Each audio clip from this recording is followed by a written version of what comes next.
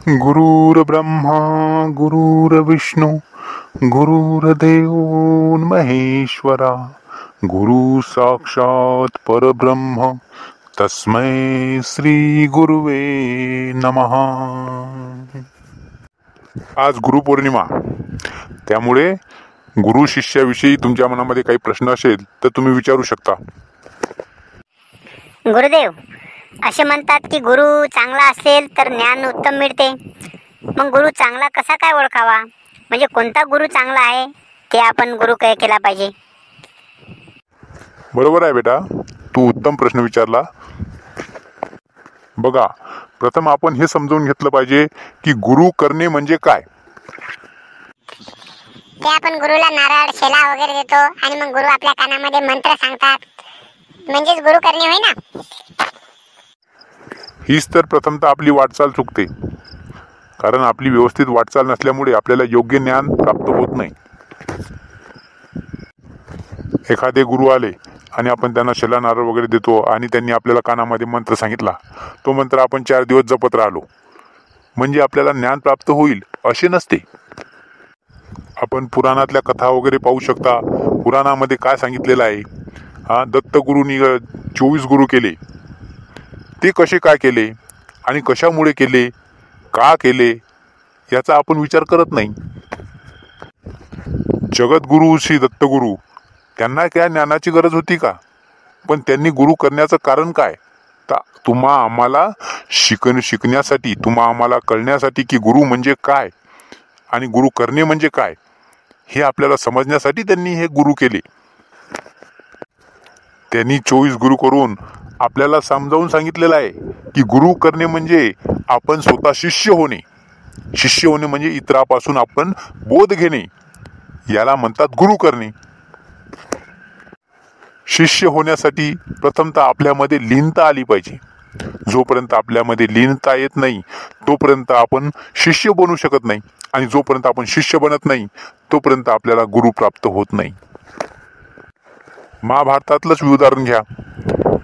श्री सद्गुरु श्री द्रोणाचार्य हे पांडवाचे सुद्धा गुरु होते आणि कौरवाचे सुद्धा होते। पण बघा, पांडवाला त्याचा लाभ झाला आणि कौरवाला त्यांना ज्ञान प्राप्त करून घेता आलं नाही, कारण कौरवामध्ये लीनता नव्हती। मग गुरुपासून ज्ञान प्राप्त करून घेण्यासाठी आपल्याला काय करावं लागेल गुरुदेव? बघा, संतांनी काय सांगितलेलं आहे की तुझा आहे तुझं पाशी, परी तू जागा विसरलाशी। सगळं काही आपल्याकडेच आहे, पण आपल्याला त्याची विसर पडलेला आहे। ज्ञान प्राप्त करण्यासाठी आपल्याला भटकावं लागत नाही। आत्मज्ञान आपल्यामध्येच आहे, पण त्या ज्ञानाची ओळख आपल्याला होणं गरजेचं आहे। आणि त्या ज्ञानाची ओळख होण्यासाठी आपल्याला आपलं मन आणि बुद्धी हे आपल्या ताब्यात पाहिजे, तरच ते ज्ञान आपल्याला प्राप्त होऊ शकते। मन आणि बुद्धी आपल्या ताब्यात असणे म्हणजे काय गुरुदेव?